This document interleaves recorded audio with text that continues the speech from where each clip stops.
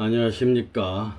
오늘은 성가 제4장 어둠에 쌓인 세력, 제5장 복귀의 동산, 제6장 성혼의 은사에 대해서 알아보도록 하겠습니다. 먼저 이 귀한 성가가 나오게 된 배경을 간단히 알아보면, 참 아버님께서는 흥남 감옥에서 승리에 나오심으로 말미암아 복귀 승리에 새로운 심리적 기반을 마련하게 되었습니다. 평양에 오셔서 옛 식구들을 모두 찾아서 감옥에서 나오신 소식을 전했습니다. 특히 마지막으로 80세 우리 할머니까지, 이분은 누구냐면 43년간 전도 생활을 열심히 신앙생활을 해오신 분인데 76세에 하나님의 인도로 참 아버님을 만나 뵙고 메시아로 믿고 모시고 따르는 귀한 신령한 분이었습니다.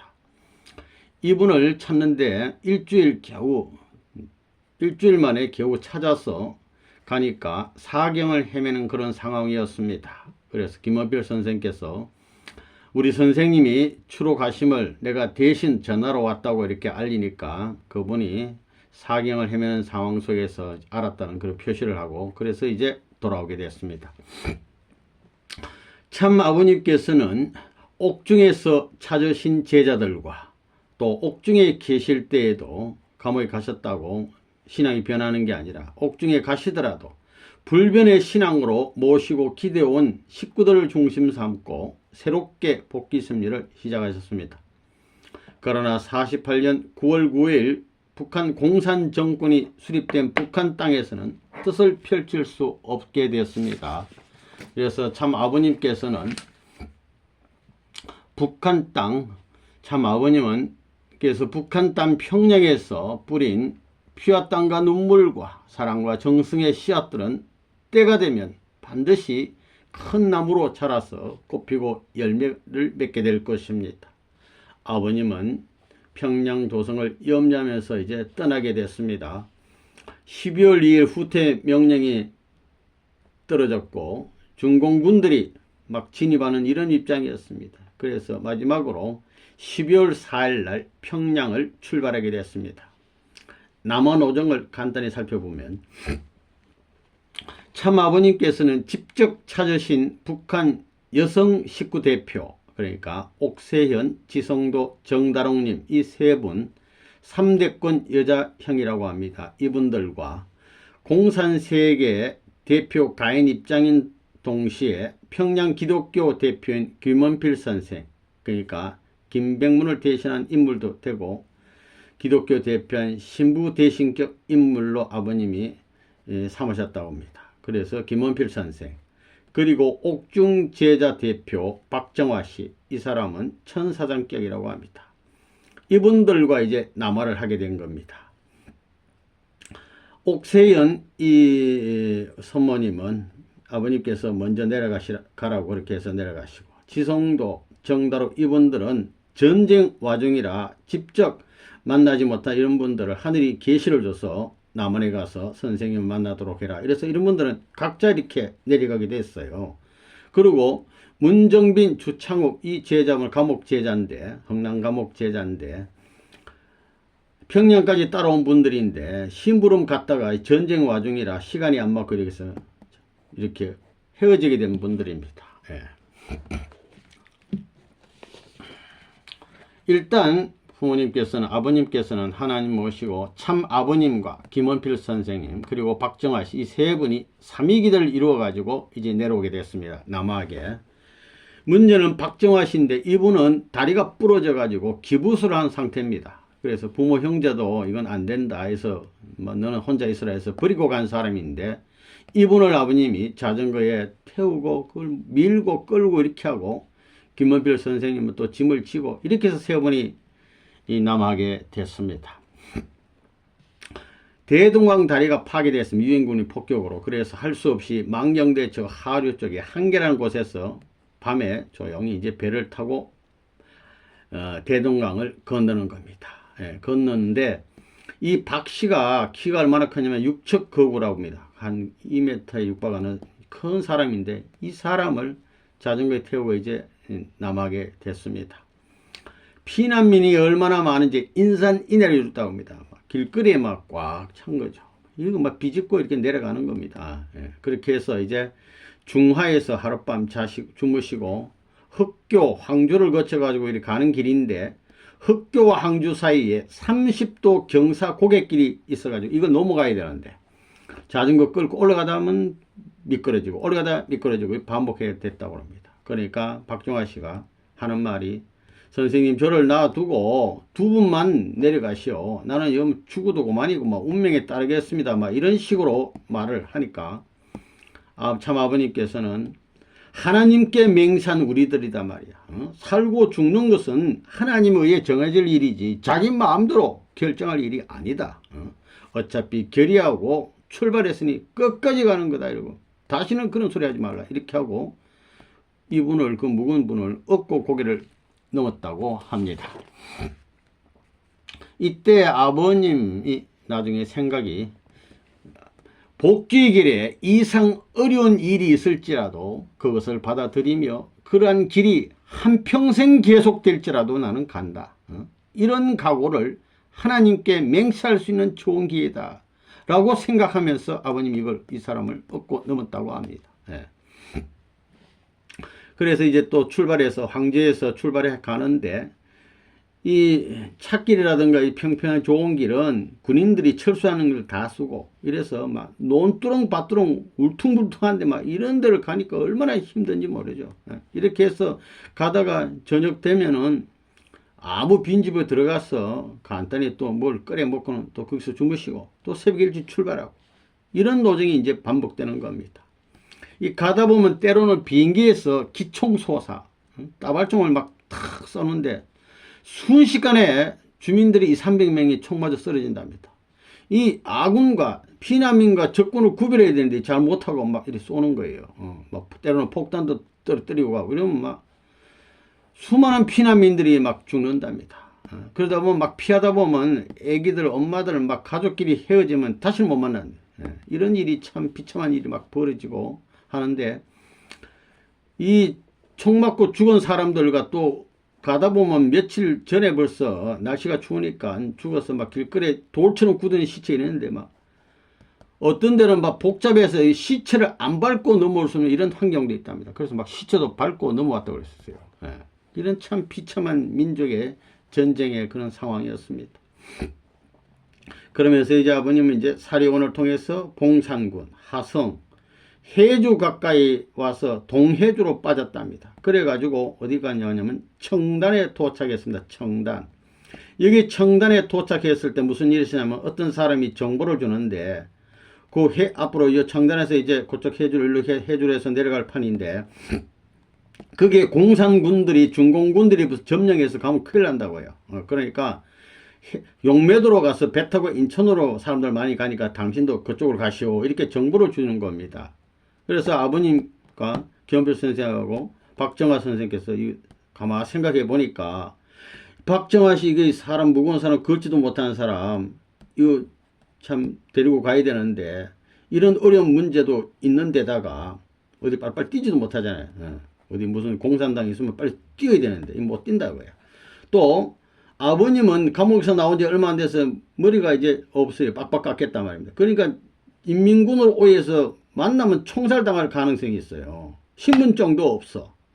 또 앞에는 중공군이 기다리고 있다니까 갈 수가 없잖아요. 그래서 할 수 없이 결정을 하고 용매도로 가기로 결정하고 이제 가는 겁니다. 그래 가려고 어떻게 되냐? 청단에서 청룡반도 남단의 학산이라는 곳으로 가야 거기서 용매도로 건너가는 겁니다. 그래서 밤새 청단에서 학산리까지 86km를 밤새 이제 걸어가는 겁니다. 그래서 새벽에 이제 잠도 안 자고 도착해 보니까 이 학산리에서 용매도까지는 바닷길로 6km가 됩니다. 썰물 때는 얕은 물길이 되고 민물 때는 물이 들어와서 이제 만약에 민물 때 못 건너가면 이제 물에 빠져 죽는 거예요. 그래서 이 길을 6km를 2시간 반 내에 건너가야 용매도에 도착하는 겁니다. 용매도는 작은 섬인데 그래서 어떤 사람이 자전거에다가 또 기부수한 사람 이런 걸 보고 아이고 당신들 그거 못 간단 말이에요. 큰일 난다고 가지 말라고 이러한 사람도 있더랍니다. 그래도 아버님은 가야 되잖아요. 그래서 이 추운 날씨에 그 찬물에 그 물이 있는데 한 2, 30cm 저기 이렇게 물이 차는데 그걸 얻고 박정화 씨를 얻고 김원필 선생님은 자전거 밀고 또 짐지고 이렇게 건너가는 겁니다. 그래서 아주 힘들게 천신만고 6km 이거 보통 이란 이걸 건너가 새벽에 도착했습니다. 도착 딱 해서 보니까 여기 용매도에 참 아버님 학창시절에 친구가 있어서 좀 도움 받을까 하고 갔는데 친구는 벌써 피난 가고 남아하고 없고 그래서 배는 고프고 그래서 대충 좁쌀로 아침밥을 대충 해 잡섰답니다. 그리고 이제 배 탈 때만 기다리고 있는데 민물이 때가 돼가지고 배를 띄우고 타야 될 판인데 배 탈 사람이 너무 많아요. 그러니까 거기서 하는 얘기가 국영 가족 외에는 다 안 내려라 이렇게 된 겁니다. 그래가지고 안 내릴 수 없잖아요. 딱 내리니까 배는 가버리고 다시 이제 건너와야 되는데 먹은 것도 시원찮고 힘도 없고 도저히 이제 못 건너간다. 힘이 빠져서 낭망해가지고 건너올 수 없는 이런 입장에서 턱 주저앉아 있는데 그때 참 아버님께서 힘을 주시기를 오늘 누가 우리를 잘 건너가면 잘 대접해 줄 사람이 만난단 말이지. 그 말을 딱 들으니까 김원필 선생님도 그러고 힘이 나더랍니다. 그래가지고 다시 이제 썰물이 오후 4시경에 딱 들어오니까 그때부터 이제 건너기 시작하면 2시간 반이면 6시 반쯤에 이제 도착하는데 겨울 날씨라 그때 벌써 컴컴해요. 또 있는 힘을 다해서 막 죽기 살기 건너온 겁니다. 딱 건너와가지고 얼마나 힘들게 건너는지 사실은 몇 년 후에 김원필 선생님도 이해가 안 돼가지고 참 아버님한테 여쭤봤대요. 나중에 몇 년 후에 어떻게 그렇게 힘든 걸 아버님도 그 박정화 씨 얻고 건널 수 있었습니까? 물어보니까 아버님께서 이 일을 못하면 하늘의 섭리가 몽땅 깨어져 나간다고 생각될 때 그것을 못해?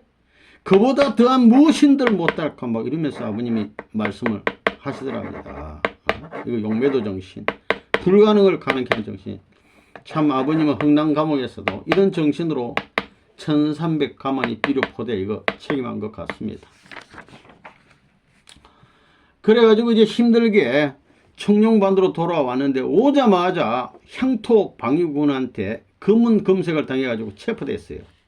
왜 그러냐면 아버님 머리가 단발이라고 그놈들이 오해를 해가지고 인민군 폐장병이 아닌가 그래가지고 제대로 막 알아보지도 않고 막무가내로 막 손찌검해서 막 두들겨 패가지고 아버님 많이 맞으셨답니다.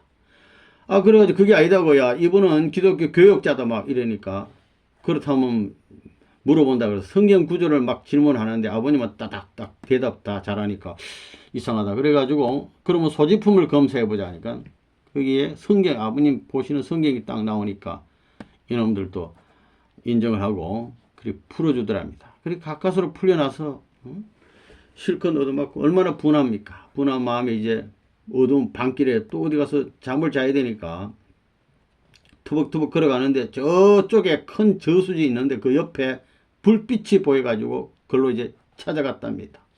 갔더니 30세 전후에 신혼의 청년 부부가 아주 반갑게 아버님 일행을 딱 맞이하면서 안내를 하답니다. 자기 집으로 모시는데 이분은 그 소학교의 교사요, 교회 찬양대 지휘자면서 장로교 집사인데 며칠 전에 몽시에 훌륭한 분이 이곳을 지나갈 텐데 잘 대접해라 말이야. 이걸 몽시를 받고는 손님 맞을 상을 딱 차려놓고 기다리고 있었어요. 그래가지고 가니까 아주 융성한 대접을 받았는데 아주 잘 먹고 또 잠도 자기들 부부잖아 안방에 좋은 이불에다가 자고 자기들은 건너방에 안 좋은 데로 가고 이제 부모님 일행은 잘 자고 그 다음날 아침까지 또 잘 먹고 그래 출발을 했다고 합니다. 나중에 김원필 선생이 깨닫게 된 것이 뭐냐면 하늘이 준비한 축복도 사탄의 시련이 있은 후에 받게 된다는 것. 아버님께서 억울하게 죄 없이 몰매를 맞았잖아요. 손찌검 맞. 그 대가로 이런 참 흉숭한 대접을 받게 됐다는 것을 깨닫고 참 죄송한 마음을 가졌다고 합니다. 이제 여기서 또 출발하는 거예요. 그래가지고 연안 토성에서 장단에 도착했습니다. 장단. 아까는 청단이고 이건 장단. 여기에서 이제 장단에서 조금만 가면 이제 임진강이 나타나고 임진강 건너면 남한 땅이기 때문에 장단에 딱 도착했는데 종일 걸어가지고 피곤하고 그런데 보통 종일 걸어서 피곤하면 빈집에 들어가서 밥을 먹고 자는 것이 일과인데 이날따라 아버님은 밥을 딱 해먹고 밤 한 11시경 됐는데 피곤해서 막 죽겠는데 아버님은 야 오늘 여기서 자지 말고 계속 하자. 아유 아버님 조금만 쉬고 자고 갑시다. 안 된다 가자 이래가지고 결국은 아버님이 가자 그러시니까 피곤하고 막 졸린데도 또 밤길에 나섰답니다. 11시에. 그 길로 밤길 한 30리길을 더 걸어갔답니다. 이 김일주 선생님 같은 분은 걸어가면서 졸면서 걸어가면서 막 이랬다는 거예요. 이래가지고 12월 21일 밤 2시경. 그러니까 이때쯤에서야 임진강 나루에 딱 도착한 겁니다. 그래서 이제 요 임진강입니다. 그래서 얼른 또 빈집 하나 딱 얻어가지고 한 3시간쯤 이렇게 잠시 눈 붙이고 새벽 일찍 또 일어나가지고 딱 보니까 임진강이 얇게 딱 얼어붙었더랍니다. 건너갈만 했다고 합니다. 그래가지고 잘못하면 또 얼음 깨지면 물에 빠져 죽는 거 아닙니까? 그래서 막 빠른 걸음으로 막 사사사사 이렇게 해서 기적같이 건넜다고 그랬어요. 조심조심 해가지고 얼음에 꽝꽝 넣은 게 아니기 때문에. 그래가지고 남한 땅에 이제 딱 강 건너서 딱 안도의 한숨을 딱 쉬고 잠시 이렇게 있는데 그 사이에 유인군이 작정상 이제 도강을 중지했답니다. 간반의 차이로 넘어온 거예요. 부모님 일행이 넘어온 그 다음부터는 피난민들 못 넘어옵니다. 작전상 못 넘어게 한 거예요. 그래서 참 아버님이 왜 그렇게 서둘렀다는 것을 깨닫고는 놀랬다고 합니다. 이후에 아버님께서는 기도하시기를 하나님께 이런 기도했답니다. 이북으로 왔다가 뜻을 이루지 못하고 쫓김받는 무리의 걸음을 따라 이남으로 갑니다. 또 이 길을 찾아와야 될 것을 알기에 이북을 제가 못 가거들라 후손이 가게 할 것이고 아버님의 핏줄은 그때는 성진님밖에 없어요. 후손이 가게 할 것이고 그들이 못 가거들랑 제자들을 보내겠습니다. 하고 이런 기도를 참 비장한 기도를 하시고 두 손을 모아서 산발선의 흙을 담고서리 양발을 버티고 서서 딱 버티고 서서 기도하시기를 반드시 이 손으로 자유세계를 규합해서 공산당을 소화하고 북한을 해방하고 남북을 통일하겠습니다 하는 이런 비장한 기도를 올리셨다고 합니다. 참고로 2009년 10월 8일 이스트 가든에서 참 아버님께서는 영년세 협회 시대를 선포한 바 있습니다. 이 영자는 연계를 말하고 중간에 세자는 세상, 지상을 말합니다. 연자는 연결했다고요. 그러니까 영년세 협회 시대를 선포했단 말은 참 아버님은 천상에서도 연계뿐만 지상을 주관하고 지상에 계실 때도 지상뿐만 연계를 주관하신다. 총지휘하신다. 이런 말이 되는 겁니다. 지금 아버님은 연계에 계시지만 영인처로 계시지만 지상도 총지휘하고 계시는 겁니다. 다만 지상에서 아버님의 지시를 받는 자가 이게 없는 것이 현재 문제가 되는 것입니다. 그리고 고향의 부모 형제들에 대해서는 이런 마음을 가졌다고 그래요. 불효자식 다시 돌아올 날까지 죽지 말고 기다려 달라. 이런 하소연의 마음을 참 상사리로 띄워보냈다고 합니다. 그래서 이제 다시 또 이제 임정왕에서부터 서울을 향해서 출발하는 겁니다. 그래서 문산을 거쳐 월롱을 거쳐 금천역에 이르렀고 여기서 다시 운정, 일산, 원당을 거쳐 벽제에 도착을 했습니다.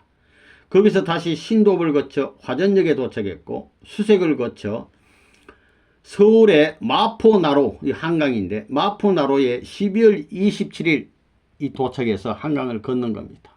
어디로 갔느냐 하면 흑석동에 도착하게 됐습니다. 평양에서 떠난 지 24일 만입니다. 도착해서 신앙의 옛날에 동지였던 친구 강노필 씨 집을 찾았습니다. 이 사람은 3살 연한데도 친구인데 이 사람 집은 언덕 위에 2층 양옥집이라고 합니다. 이게 딱 찾아갔더니 부산에 피난 가구 없는 빈집이었습니다. 빈집이지만 거기서 취사를 하면서 이제 먹고 자고 이제 하는 겁니다. 그러시면서 여기서 일단 베이스 캠프를 딱 마련하고 12월 30일 누굴 찾았냐면은 최성길 여사님하고 신혼방을 꾸몄던 그 이기봉 아주머니를 찾은 거예요. 드디어 찾아가지고 성진님과 그 모자에 대해서 안부를 묻고 또 그 집에서 밤늦게까지 이거저거 얘기하다가 다음날 새벽에 이제 귀국하게 되었습니다. 밤새워 얘기하고 이제 12월 31일이 됐습니다. 이게 마지막 날인데 방위군 소집이 있다고 그래가지고 아버님과 김어별 선생님이 갔더니 창덕궁 여기 비원인데 여기서 신검이 있었는데 신체 검사가 있는데 병종 불합격 판정을 받게 됐어요. 그래서 이북에서 피 나온 사람으로서 머리도 짧지 좀 믿을 수 없다. 몸 상태도 보면 이 말이 아니지. 옷 입은 것도 말이 아니지. 이러니까 이 불합격 판정을 받은 겁니다. 그래서 불합격 판정 받은 이 신검 불합격증을 가지고 이틀 후에 파출소에 가서 치안대장 유홍이라는 사람이 아주 호의적으로 피난민증을 발급해 줬답니다. 그래서 이제는 신분이 보장된 겁니다. 이 피난증 가지고 이제 피난 내려온 겁니다.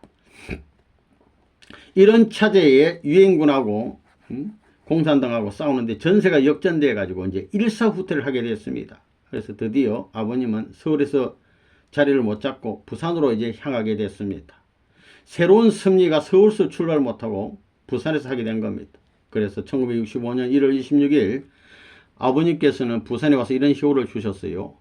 이 부는 부산인데 지 성도지 복음이라는 효를 내리신 바 있습니다.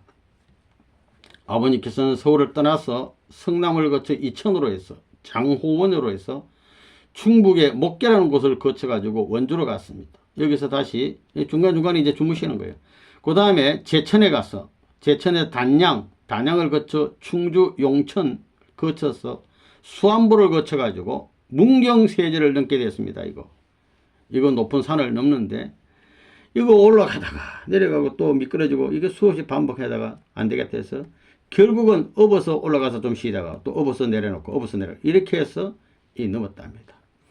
피난민들이 이거 문경세제 꼭대기에 올라가서는 누구나 다 아리랑을 제창했다고 합니다. 이렇게 참 힘든 고개를 넘어가지고 드디어 어디냐면 문경을 거쳐서 가는데 이때 이 문경쯤에서 지팽이가 이제 2개가 있는데 하나 버리고 힘들게나마 이렇게 쩔뚝쩔뚝 이렇게 걷게 됐답니다.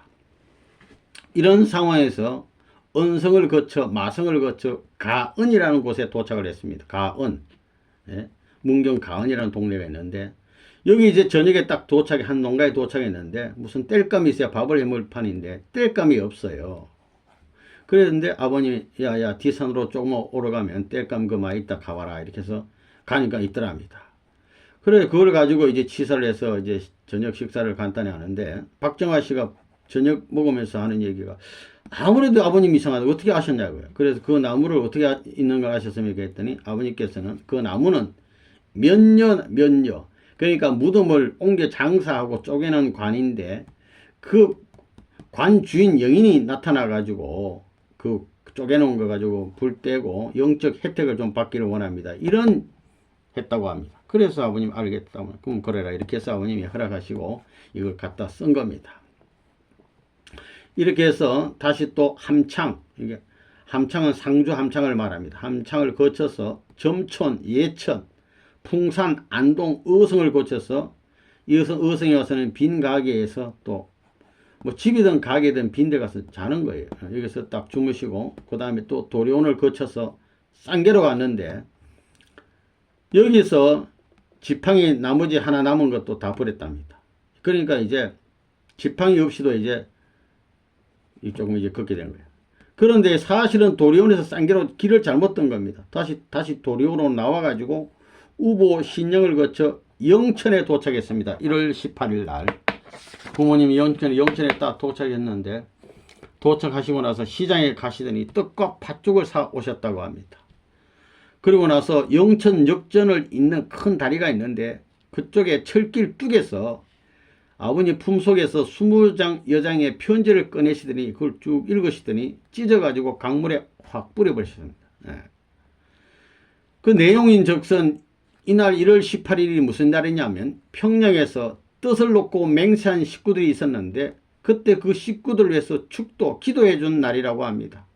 그런데 그 식구들이 아버님이 감옥 가시는 바람에 다 뜻을 배반하고 딴 길로 갔어요. 그래서 편지를 써가지고 3번이나 연락을 했는데 되돌려 보내고 보내면 되돌려 보내고 3번째 그렇게 해서 그 편지를 갖고 내려오셨다고 합니다.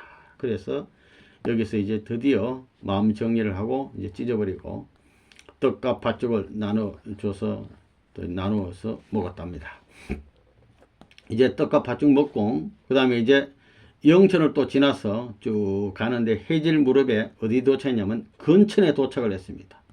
근천에 딱 도착하니까 귀한 손님이 온다는 몽시를 받고 교회 집사인 박방우라는 사람이 기다리고 있어요. 그래가지고 이 집에 가서 또 참 대접받고 푹 쉬고 다음날 늦게 이제 또 떠나가지고 경주에 도착했습니다. 경주.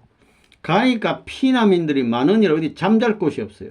그리고 겨우겨우 찾다가 밥상, 우리 밥 먹는 상, 밥상 만드는 공장에 그 주인이 장씨라는 사람이, 장만영이라는 사람이 참 인심을 써가지고 이 공장 기팅이 여기서 좀 지내시오 이래가지고 그것을 이제 또 3일간 지내게 됐는데 여기서 경주 도착하기 바로 직전에 사인이라는 곳에서 사실은 박정화 씨 깁스를 버려버렸답니다. 그 깁스를 버렸다고 해서 몸이 완전히 완쾌된 건 아니잖아요. 그러니까 조심조심히 이렇게 걸어 다녀야 되는데 그러니까 이런 상황에서 이 경주에서 박정화 씨가 이제 나 좀 건강할 때까지 여러 가지로 좀 떨어져 있어 가지고 이따가 나중에 좀 합류하겠습니다 이래 가지고 박정화 씨는 경주에 남고 아버님과 김원필 선생님은 걸어서 경남 울산까지 갔답니다. 그 울산에서 도착한 다음에 여기서부터는 기차를 타고 이제 부산으로 가게 됐는데 기차 꼭대기 화통머리 여기 막 그 불똥이 막 튀는데 거기 옆에 어디 자리를 잡아가지고 없으니까 이 가는데 부산 초량역에 51년도 1월 27일 이 밤늦게 도착한 겁니다. 그래가지고 추우니까 추워요. 해서 갈 곳 없는 피난민 아닙니까? 그래서 영내 대합실에서 어디 가서 바닥 깡통 어디 다 먹은 거 그거 하나 어디 주워가지고 거기다 밥을 대충 해서 요기를 하고 영내에서 추우니까 어디 가도 못하고 거기서 첫날 밤을 이제 보냈다고 합니다. 아버님도 그렇고 김을성도 그렇고 당시 아버님은 몹시 야윈 얼굴로 초라한 행세 이거 어디 가서 옷도 못 갈아입고 그걸 입고 비 맞고 흙탕물 튀고 막 이래 계속 내려왔으니까 24일 입었으니까 신발도 바닥에 다 따라가지고 바닥에서부터 흙이 들어와서 발가락 사이 흙이 막 끼고 이런 모습 상거지 모습 누더기 이런 모습이었다고 합니다. 그런 상황에서 밥도 이제 당분간 얻어먹었답니다. 돌아가면서 그래 이제 여기 부산에 와서도 이제 강노필 씨가 주소를 남겨놓은 데 있어가지고 찾아가서 이제 드디어 만나서 이 강노필 씨 집에 또 3일간 이렇게 지내게 되고 이러면서 이런 상황에서 김어필 씨는 식당에 종업원으로 취직해서 거기서 이제 먹고 자고 하는 이런 집안이 됐고 아버님은 다시 또 1월 31일 오후 3시경에 어떤 일이 있었냐면 옛 친구 엄동문이라는 분을 만났습니다. 이분은 아버님보다가 한 살 세상 나이로 많은 사람인데 일본에 유학 이 친구입니다. 같이 일본에서 독립운동을 함께한 친구인데 아버님이 경기도 경찰부에 독립운동했다고 그때 끌려가서 모진 고문 받으면서 함께 그 했던 사람들 부르라 그랬는데 아버님 묵비권에서 사실은 살아난 사람이에요. 이 사람이. 그런데 친구야 반갑다 그러면서 막 자기 단칸방에 신혼방으로 막 끌고 갔답니다. 아이고 신혼방이 어떡하냐 괜찮다 말이야 여기 뭐 그런 입장이 아니라 그래서 끌고 가가지고 부인이 누구냐면 고희용 여사는 분인데 아주 이번에 또 훌륭한 분이에요. 그 당시에 6살 딸도 있고 한 3, 4살 먹은 아들도 있는데, 그러니까 네 식구가 단칸방에 사는데 크게 아버님도 이렇게 같이 낑겨가지고 이렇게 사시게 됐단 말입니다. 그래서 아버님 옷 흙투성이 된 거 막 떨어진 거, 이거 고희영 여사 이분이 묵묵히 빨래해가지고 또 꼬매주고 아주 잘 모셨다고 그래요. 아주 귀한 분입니다. 그래가지고 이제 신혼집에 이렇게 사시는데 엄동문 참 이 친구가 야 그동안 어떻게 지냈나 말이 궁금하지 않겠어요? 이렇게 물어보니까 아버님이 그때서부터 한 일주일간 원리 말씀에 막 진술을 갖다 퍼부어주는 겁니다. 하나님의 구원 섭리에 대해서. 이 말씀을 딱 듣고 나더니 엄동문 이 친구가 무릎을 딱 꿇더니 그대는 나의 친구가 아니요 나의 선생이요 위대한 성인이요 또 철인입니다 하면서 막 경배를 딱 드리고 오늘부터는 이 시간부터는 나는 서성으로 모신다. 이렇게 딱 됐답니다. 그러니까 그 부인도 똑같이 또 서성으로 모신다 이렇게 된 거예요. 그래서 그 방에서 좁은 방에서 같이 쭉 이렇게 사시다가 그 주인 할머니가 괜히 또 참견해요. 신혼집에 사람 낑겨 산다고 막 난리 법석을 떨어가지고 할 수 없이 3월 6일 날쯤에 비 오는 날 아침에 이쪽 주인집에서 쫓겨났답니다. 쫓겨나가지고 갈 데도 없어가지고 급히 또 어디 친척집을 수소문해가지고 거기 이사를 했는데 이 도저히 안 되겠어 가지고 이제 부인하고 애기들은 마산에 어디 절집에 아는 데도 보내고 그래서 아버님과 김어필 선생님하고 이 세 분에서 이렇게 쭉 이렇게 남자들만 달포 그러니까 한 15일 동안 이렇게 계속 쭉 사셨답니다. 4월 초순까지 살다가 거기 사는 데서도 또 내 쫓김을 받아가지고 결국은 이제 흩어져서 이렇게 지내게 되게 됐습니다. 이후에 참 아버님과 김어필 선생은 초량역 뒤에 판잣집 노무자 숙소에서 또 한 10일 지내시다가 여기저기서 막 떠들이 신세 지내는 겁니다. 이렇게 하시다가 거기서 또 누굴 만나냐면 흥남 옥중 제자인 김원덕 씨 유명한 사람, 이 사람을 딱 만났어요. 그래서 이분이 괴정동에 살고 있는데 그 집에 가서 또 한 보름 가까이 같이 지내게 됐습니다. 이때 이 김원덕 씨 집에 같이 사시게 될 때 원리 원본을 집필을 시작한 겁니다. 하나에서부터 전전제로 시작하는 제1권 이렇게 시작하는데 이 원리 원본을 집필하기 아버님이 시작했다고 합니다. 51년도 5월 11일부터. 이때부터 아버님은 원리 원본 집필에 1년 동안 온갖 정성을 다해서 이걸 써 나오신 겁니다. 이 원리 원본 이 집필은 세 번째인데 과거에 해계책이라 그래가지고 해방 무렵에 해계장부에 기록해서 해계책이라고 하는데 이거 기록한 내용이 있는데 아버님께서 성남문 감옥에 가셨을 때 경찰이 막 하도 가대 수색하고 이래가지고 하여튼 이게 없어졌어요. 그리고 아버님이 흥남 감옥 생활하실 때 박정화 씨한테 원리 말씀을 많이 해줬는데 박정화 씨가 총반장이니까 좀 여유가 있으니까 이걸 많이 기록을 해놨는데 이것도 또 없어져 버렸습니다. 그래서 이제 세 번째 이 원리 원본을 집필하게 됐는데 이걸 집필하시면서도 아버님께서는 제3부두에 가셔서 또 일했답니다. 목도일. 목도라는 것은 뭐냐면 무거운 물건을 나를 때 목덜미나 어깨에 이게 몽둥이를 얹어가지고 둘이서 이렇게 무거운 거 나르는 이런 일입니다. 이것도 한 보름 정도 하셨다고 합니다. 이 부산에서 아버님이 상당히 영육간의 힘든 기간을 참 이 시간 자리 못 잡고 보내시게 됐습니다. 그러면서도 염려하시는 하나님께 오히려 하나님 아버지 염려하지 마소서 하면서 제가 뜻을 반드시 이루어드리겠다는 그런 결의의 마음을 가지고 기도에 올렸답니다. 그러면서 언제나 산에 올라가서 명상하시고 기도하시고 또 장래 일을 계획하시고 하면서 원리 원본 탄생을 해서 정성을 들여 오신 겁니다. 잠은 어디서 주무시냐? 뭐 숲속에 대충 이런데 방공호 같은데 때로는 낯선 집 처마 밑에서 또 밤새워 보기도 하고 밥은 뭐 주로 이제 얻어먹고 이렇게 됐답니다. 밤에 추워서 떨기도 하고 하여간 의지할 것 없는 피난민 모습으로 전전긍긍하면서 이제 원리 원본에 집필하기 위해서 정성을 모으는 겁니다. 이래 하시다가 김원필 선생님은 미군 식당 일 이제 그만두고 미군 부대에 이제 나가게 됐는데 처음에는 텐트 치는 일 하다가 조금 이제 또 진급해가지고 페인트 칠하는 거 하다가 그 다음에 영어 간판 글씨 쓰는 일을 쭉 이렇게 하게 됐답니다. 나중에 이르지만 아버님도 나중에는 이 부대에 가서 미군 부대에 가서 목공일을 좀 하신 적이 있다고 합니다. 이런 차제에 아버님과 김원필 선생 두 분이서 범대골 어기에 이 나가야, 그러니까 집이 이렇게 연결되어 있는데 거기 어디 방앗간 얻어가지고 5월부터 8월까지 합숙을 하숙 4개월 동안 하숙을 하신 적이 있다고 합니다. 아버님은 원리를 지필하기 위해서 온 힘을 다 하시는데 이게 쉽게 쏙 쓰지는 게 아니에요. 쓰시다가 우시고 또 정성 들여 찬송하고 울고 막 기도하고 이러다 또 뒷산에 올라가서 또 정성 들이시고 이리 했다고 합니다.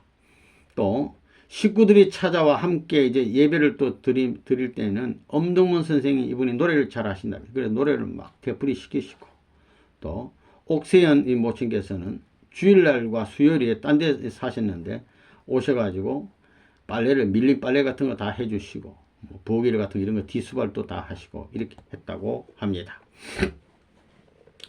그 흑석동 시절에 신앙적으로 옛날에 아버님 학창시절에 가까웠던 이기환이라는 여사를 아버님 만나셨어요. 부산에서 만났는데 이분은 40년 동안 독실한 그 기독교인인데 이분이 누구냐면 이기봉 여사님 언니가 되는 분입니다. 하숙했던 그 언니 되는 분인데 이분이 참 아버님이 이분 앞에 귀한 원리 말씀을 막 전해주고 이랬는데 기성신학으로서는 이분이 도저히 이해가 잘 안 되는 거예요. 그래서 많이 고민하고 이럴 때인데 아버님께서 그럼 가서 기도해 보시오 이랬더니 이분이 산 위에 가서 결사적인 기도를 했더니 이 말이지 과연 진리입니까 했더니 문 선생 말씀이 옳다 이거 하나님이 딱 이렇게 가르쳐 주시더랍니다. 그러고 나서 기도를 하는데 무형의 하나님이 참 아버님 몸속으로 들어가는 환상을 딱 하나님이 딱 보여주시더래요. 그래가지고 아이고 이게 하나님 그 뭔가냐면 하나님과 일체다 그 말 아닙니까? 아버님은 하나님의 성전이다. 그걸 보여주신 거예요. 그걸 보고 결심을 하고 입교해서 부모님 모시는 참 우리 식구가 됐습니다. 이런 참 상황인데 아버님께서는 내 집 마련을 위해서 참 하늘을 모시는 내 집이 있어야 되잖아요. 맨날 여기저기 참 이렇게 왔다 갔다 살아서 안 되겠다 해서 틈틈이 건축에 쓸 돌과 흙을 모셨답니다. 그래가지고 준비가 딱 되자 공동묘지 근처인 돌틀성이 꼴짝에다가 1951년 8월달 8월경에 범내골 막바지 저 뒤에 수정산 중허리 토담집을 여기 지으셨습니다. 참아버님과 김원필 선생, 엄동문 선생, 옥세현 할머니 그리고 이웃집 송문규 형제 이런 분들이 또 잔심부름 하시면서 이래가지고 이걸 지었어요. 지었는데 7월 장마에 두 번이나 무너지고 세 번째 완성을 하게 됐다고 합니다. 당시 범내골 주소 부산시 동구 범일 4동 1513번지입니다. 여기에 드디어 역사적인 이 토담집을 짓게 된 것입니다.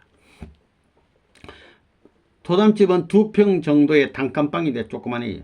지붕은 뭘로 했냐면 이 미군 부대에서 주워온 레이션 상자로 막 이렇게 연결해 가지고 이렇게 덮어놨고 그러니까 가물면 하늘이 보이고 비가 오면 또 비도 뚝뚝 새고 막 이런 지붕입니다. 비 오면 방바닥에 물 흐르는 소리가 들렸다고 합니다. 그리고 방바닥에는 뭘 깔았느냐 기름종이, 갑바, 우이 이런 걸 갖다가 깔고 그 위에다가는 가만히 깔고 그리고 그 위에다는 폭이 넓은 긴 요를 깔아 가지고 참 이렇게 사용하는 겁니다. 이렇게 참 외적으로 뭐 어떤 면에서는 초라하지만은 아버님께서는 하나님을 오신 내 집이라 해서 정말 감사했다고 합니다.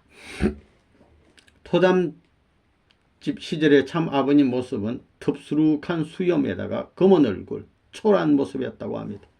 퍼런 물들인 한복 겹바지를 입으시고 위에는 미군 자국복을 어디 또 하나 주워가지고 입으시고 그 다음에 또 일본 운동화를 또 신었답니다. 그래서 3개국 한국, 미국, 일본 이 3개국을 사랑하는 마음으로 입으신 것 같아요. 입으시고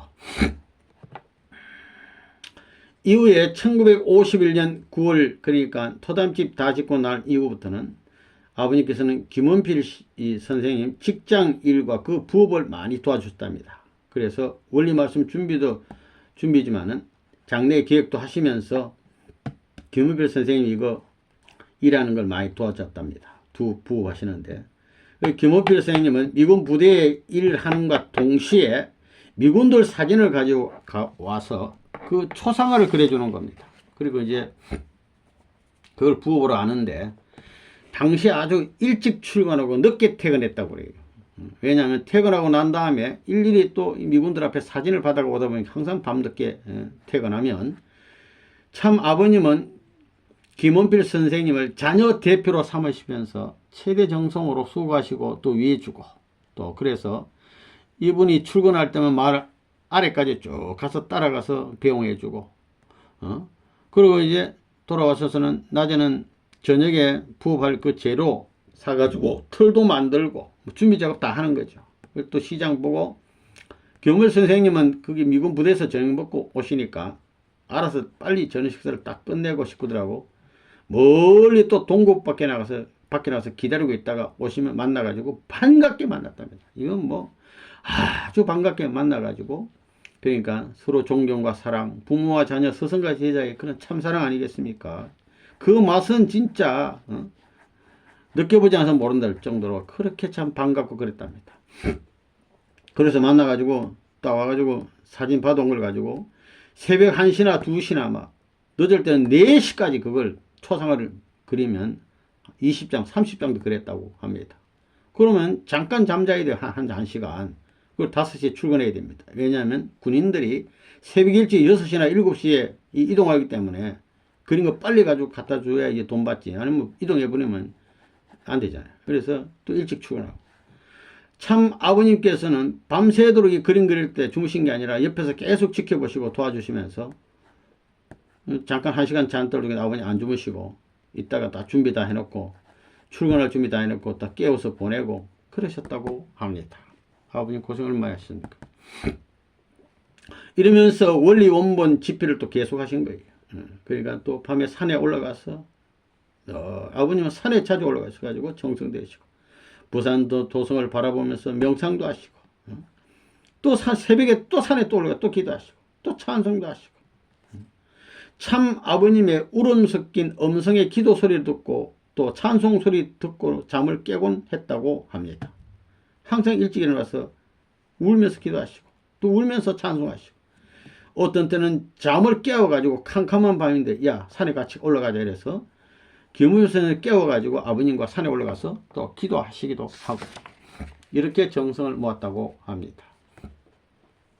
1951년 11월 18일 이 날인데 밤에 아버님께서 김원필 선생 깨워드시더니 야 빨리 불 켜라 말이야. 그리고 연필하고 종이 준비해라 하시더니 내가 부르는 대로 적어 내려가라 하면서 막 계속 막 불러주시는데, 그때 김원필 선생님이 받아 쓴 원리의 소제목이 역사적 실 두루마리의 원리적 해결은 한국에서 시작한다는 시작. 이거는 김원필 선생님이 직접 썼답니다. 나머지는 아버님이 쓰시고. 예. 참 아버님께서는 뒷산에 올라가서 사탄과 격투하는 기도를 또 계속했답니다. 이 원리 원본 쓰면은 큰일 나잖아요. 사탄의 정체가 드러나고 하나님의 창조 원리 이상이 드러나고 모든 원리가 밝혀지면 어떻게 돼요? 사탄이는 결사적으로 이 못쓰게 만들려고 하니까 격투가 막 벌어지고, 홀로 아버님은 외로운 개척의 길이 진행된 겁니다.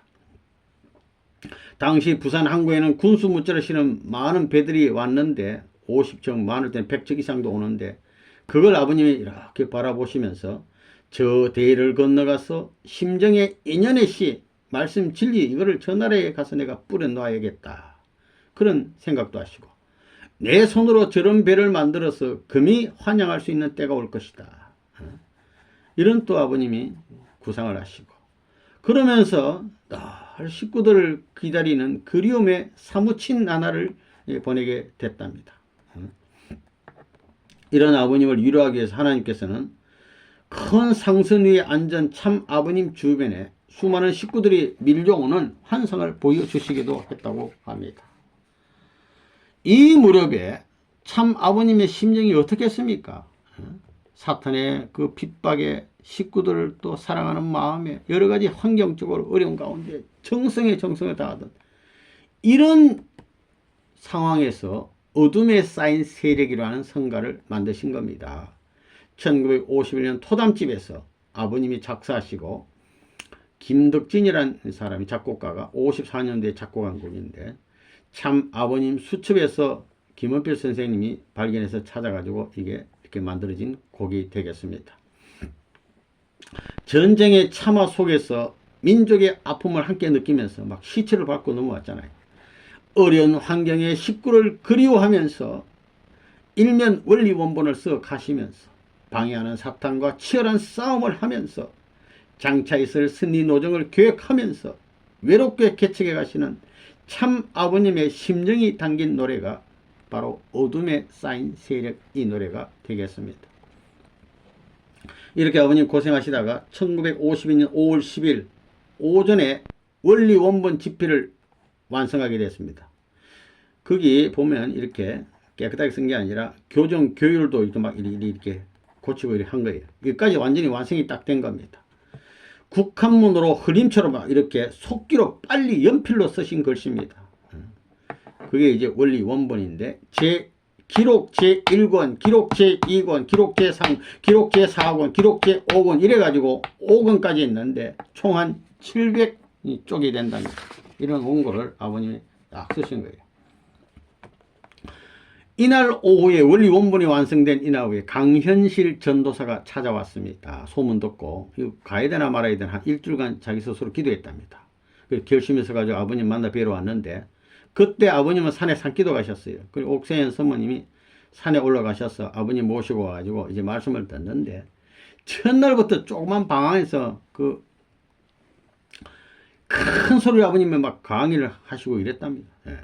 그렇게 하시고 강의를 하다 보니까 저녁 때가 됐어요. 그래가지고 아버님이 꼭 저녁 식사하고 가야 된다고 막 그러니까 아유 가야 된다니까 아유 식사하고 가야 된다고 그래가지고 이제 저녁 식사 기도로 시키니까 말씀에 눌려가지고 기도를 못하니까 아버님이 기도하시는데 막 우시면서 그 기도하는데 또 감명을 받았어요. 그래가지고 이분은 그 이후로 계속적으로 와서 아버님 말씀을 계속 이렇게 듣는 기간이 있었습니다. 많은 영적인 은사도 있었고 그래서 이제 어느 날 시간이 많이 지났는데 또 와서 이제 말씀을 듣는데 결정을 못하니까 아버님께서 그 성경 아무데나 펼쳐봐요 그러시더래요. 그러니까 성경 딱 펴니까 거기에 31절 읽어보시오 그랬답니다.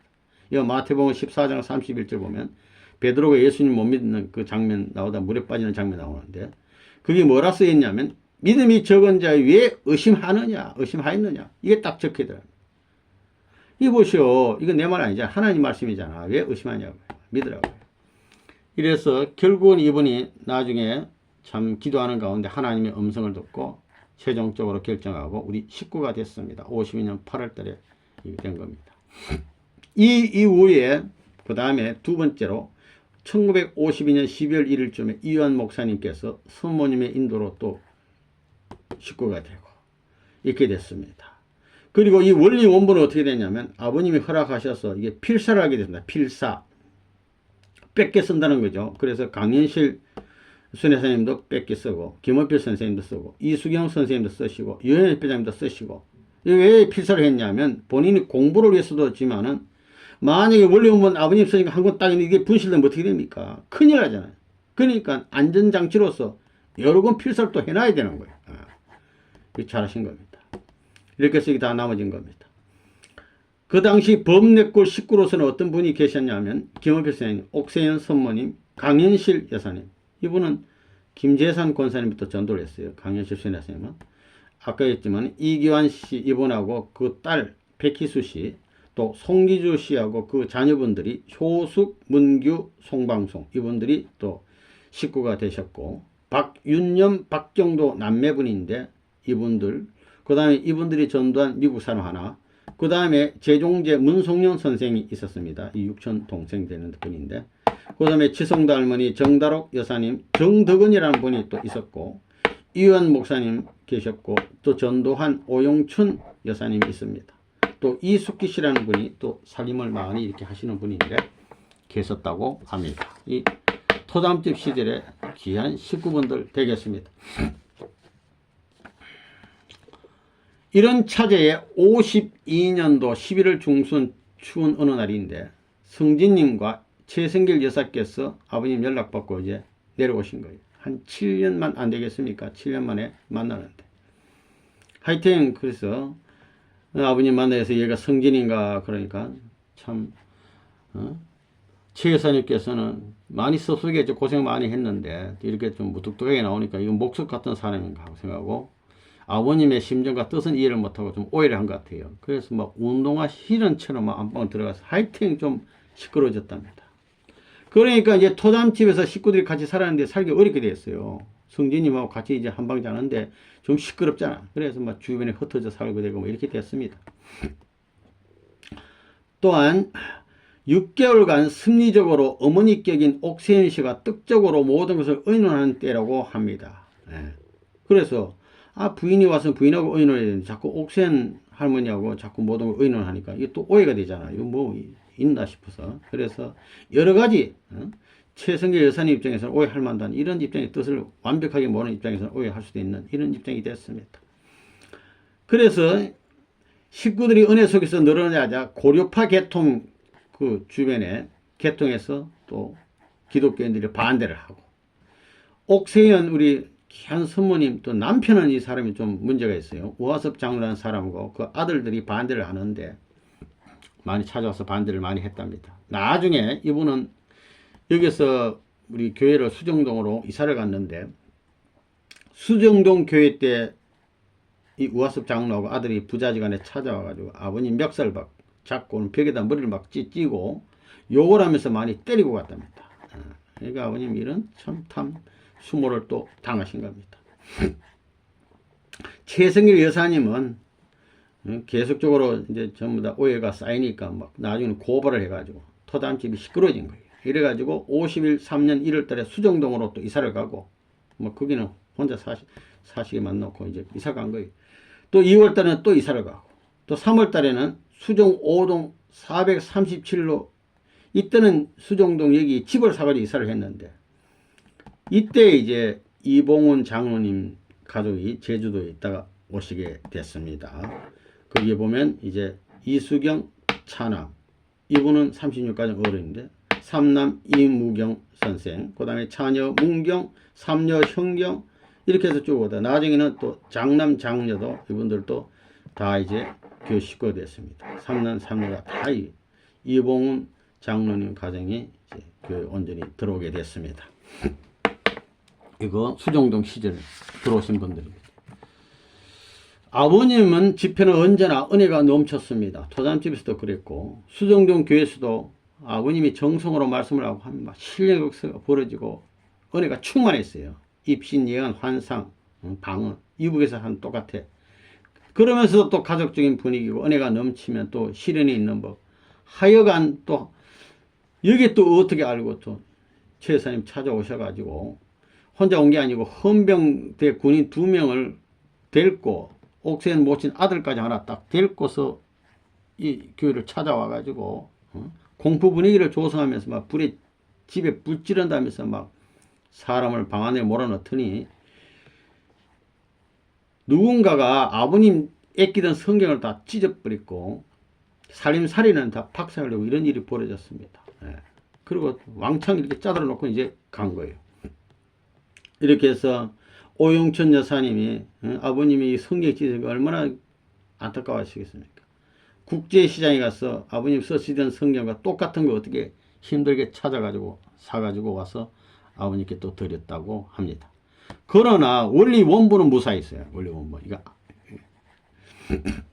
이런 와중에 강현실 여사님도 잠시 전촌집에 이제 토담집에 있다가 하도 좀 시끄러워서 이제 집에 잠시 갔다가 다시 참 아버님 편집하고 돌아왔어. 와가지고 이제 53년 한 2월부터 부엌 살림을 전담하게 됐습니다.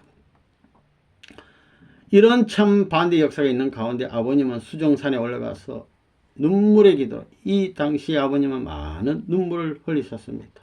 식구를 위해서, 하나님을 위해서, 또 최 여사님을 위해서, 뭐 하여간 아버님은 기도하시면 눈물을 흘리시고 그런데 아버님은 상당히 신령한 모습이었습니다.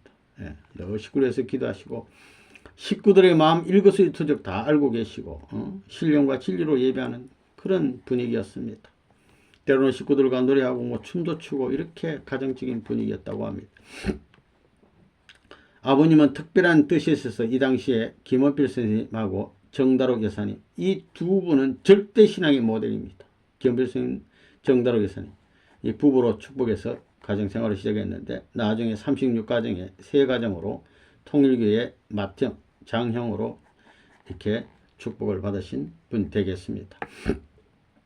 이런 와중에서도 아버님은 조금도 이렇게 주눅들지 않고 53년 7월 17일 강현실 전도사님으로 하여금 대구로 개척 나가라 이렇게 해서 7월 20일 날 아버님의 축도를 받고 대구 개척으로 출발한 날이 되겠습니다.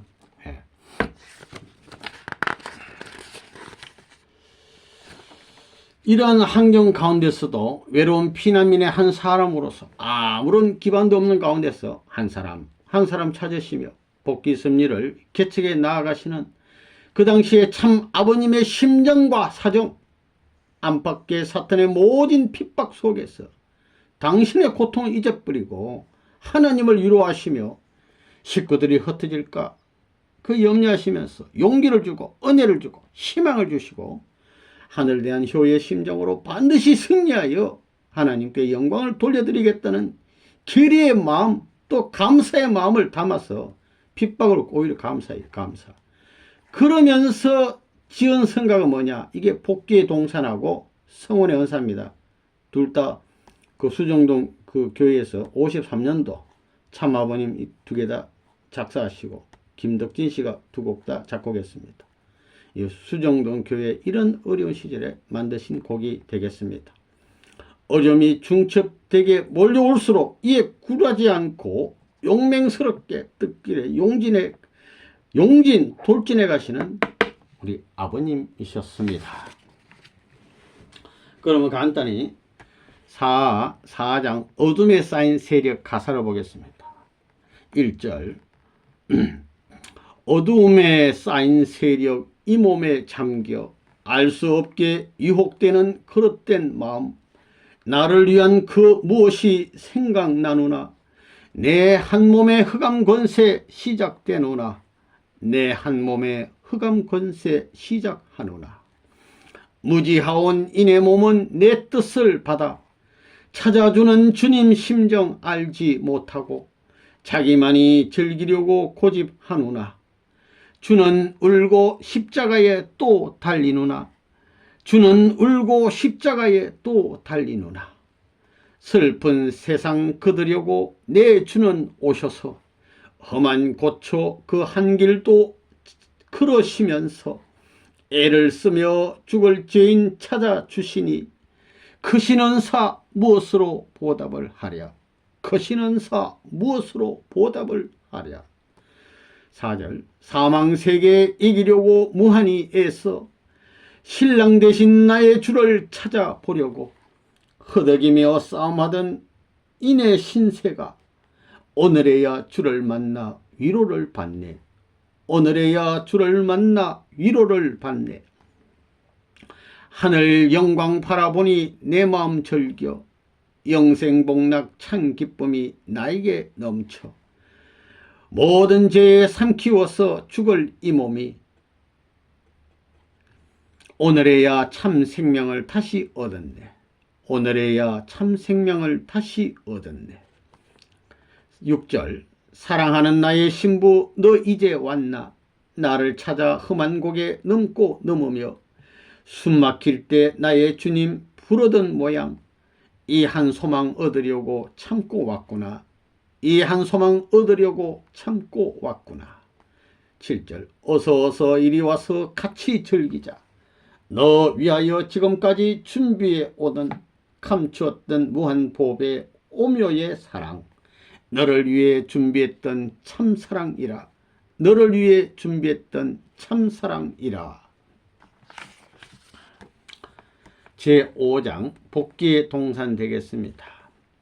가사는 1절 6천년의 원한의 터 싸움의 동산, 승리의 한 중심을 찾으시려고 애쓰며 승리하던 피 뿌린 자국, 이것이 아버님의 승리의 사랑, 이것이 아버님의 승리의 사랑.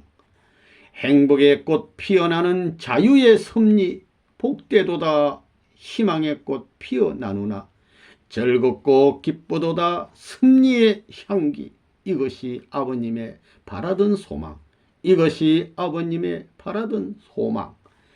피어나는 자유동산 행복의 꽃, 즐겁고 기쁘도다 우리의 본향, 영원히 길이 살 꽃다운 동산, 이것이 아버님의 허락의 동산, 이것이 아버님의 허락의 동산.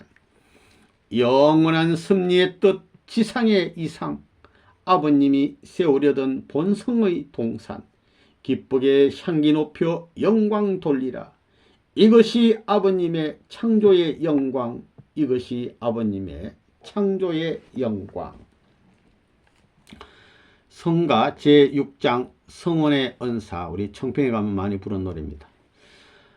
1절, 한없는 은사를 나에게 주시고 영원한 그 생명 참 기쁜 일일세 나 이제 즐겨하며 항상 찬송하리, 큰 영광 높이 들려 늘 보답하리라.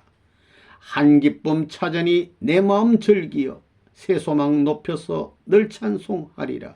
나 이제 즐겨하며 항상 찬송하리, 큰 영광 높이 돌려 늘 보답하리라. 무한한 새 생명 나에게 넘치고 영원히 즐길 복 참감사 뿐일세. 후렴. 택하신 큰 은사 이 몸은 감사코 성심을 다드려 멍굽혀 절하세. 나 이제 즐겨하며 항상 찬송하리, 큰 영광 높이 돌려 늘 보답하리라.